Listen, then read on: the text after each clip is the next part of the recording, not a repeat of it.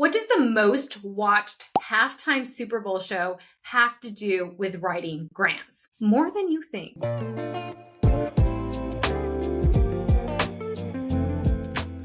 Because while a lot of people, myself included, was watching the dancing, the music, the surprise moments, there were also a lot of messaging moments inside this halftime show as well. And if you're a grant writer, you should have been watching that. Hi, I'm Holly Rustick, the founder of Grant Writing and Funding, and I help aspiring and seasoned grant writers replace their 9-to-5s writing grants from home on flexible and part-time hours.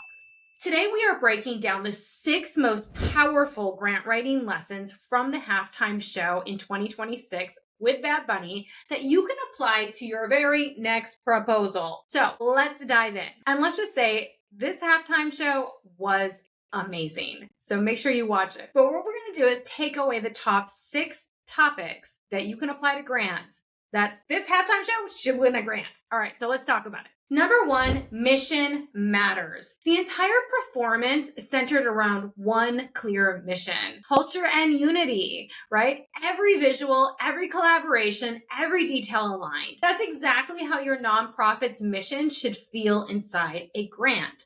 Clear, consistent, and intentional. So ask yourself, is this grant aligned with our mission? Or are we stretching to fit the funding? Are we mission drifting? In fact, mission drift is one of the fastest ways to weaken a proposal. It's almost like funding sources can feel like you're trying to do something you're not supposed to do, or that just doesn't fit what you're doing. Funders can feel when you're chasing the dollars, like instantly, and they really want to see that deep impact. So when your mission is clear and you go all in, your messaging becomes stronger, more cohesive, and more fundable. So a tip to you, do you need to update your mission statement? Does your nonprofit really need to align it? And that is something grant writers can look at too. Are you running and doing these projects and chasing these grants? And it's so out of scope of your mission. So relook at that. Number 2, references are vital. All right, they're vital. One of the most powerful elements of the show was how it showcased local businesses, cultural references. It told a bigger story. In grant writing, that translates to citations, statistics, testimonials, case studies, and so much more. Even if it's a 1-page application, you should be referencing a citation in there. You should be adding a testimonial if you have one. If you can't find a lot of information for your grants because you have a very niche cause area or nonprofit, you don't ask people within your nonprofit. You can use their quotations in your grant proposals. You can do a survey for them. You can include the stats there.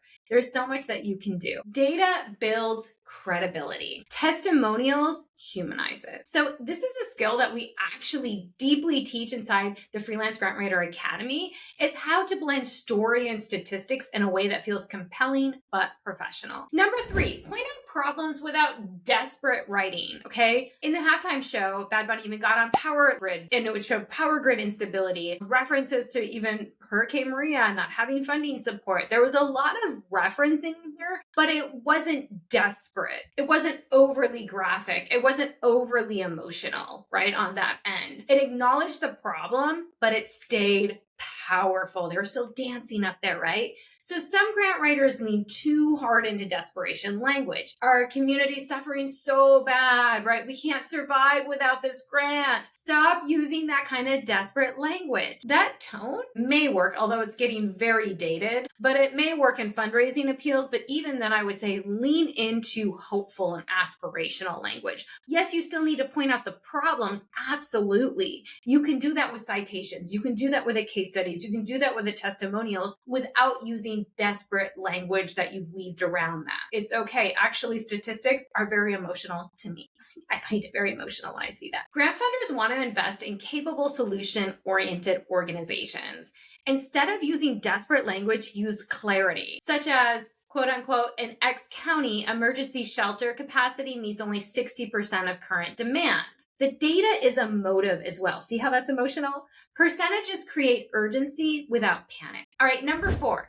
Clear objectives equals clear solutions. At the end of the halftime performance, the messaging was clear and hopeful. It wasn't vague. Big, bold letters at the end, right? Big font, very simple font was at the end and a big screen just showing the only thing more powerful than hate is love.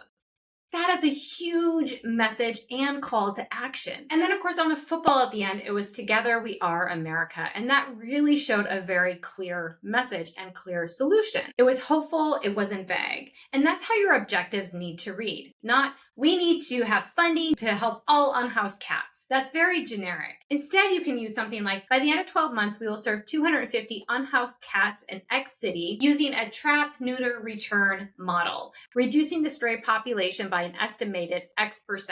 See how clear that is? You're making it smart, specific, measurable, achievable, relevant, and time-bound. You have a specific timeline, specific population, specific measurable outcome. Funders fund clarity. One of the biggest reasons grants get rejected isn't because the need isn't real. The need is real, but it's how you're communicating or not communicating it, right? It's because the solution isn't specific enough. The problem isn't specific enough. So you can't solve something that's not specific. And if you don't have a great solution that's specific, then it's kind of like, well, there's this problem and we might try to fix it with something. So you have to have both of those elements in place. Number 5, include credibility through partners. So your partners could even think of your board. Bad Bunny didn't stay on stage by himself. He had a bunch of people there.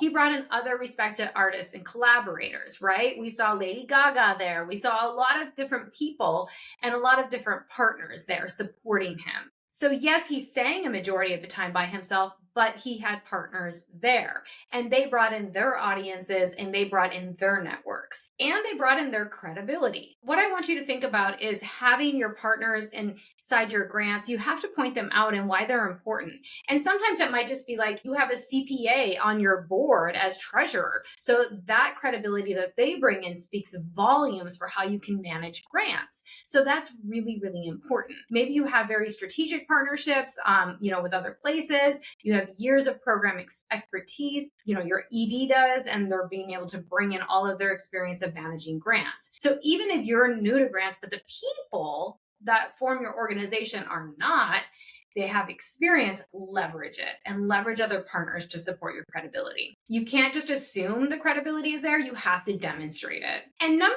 6, have fun. There was so much joy in that performance. Like I have literally watched the halftime show so many times on repeat and am dreaming in Spanish. There's so much joy in writing grants too. Often we forget because we get caught up in all of the nuances of it.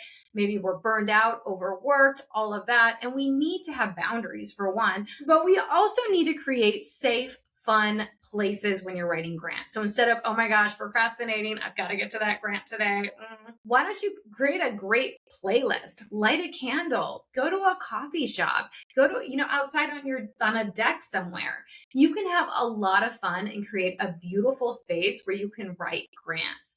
Writing grants is so much fun too because you get money for amazing causes. And grant writing, it can feel heavy if you're writing about big challenges, but we want to create an environment where you have more lightness, right? So it's very powerful work. Create breaks too. Maybe a change of scenery, maybe lighting a nice candle, right? So when you build skill and structure, grant writing becomes energizing. It doesn't need to be draining. But if you're up at 3 a.m. because you took on a grant at the last minute and you don't have turnaround times and all that, it is going to burn you out. So you need to have boundaries to create that space so you can have fun. All right, so grant writing isn't just all about the proposals. It's about positioning, clarity, and confidence, as you heard today. And if you want support building those skills, whether you are new to grant writing or you're a seasoned grant writer with decades of experience, but you want more support, we have the links to the Freelance Grant Writer Academy and the Grant Professional Mentorship in the comments. And in the comments, tell me, what was your biggest takeaway from the halftime show and how are you applying it to your next grant? Don't forget to like, subscribe, and share with another grant writer who needs this reminder.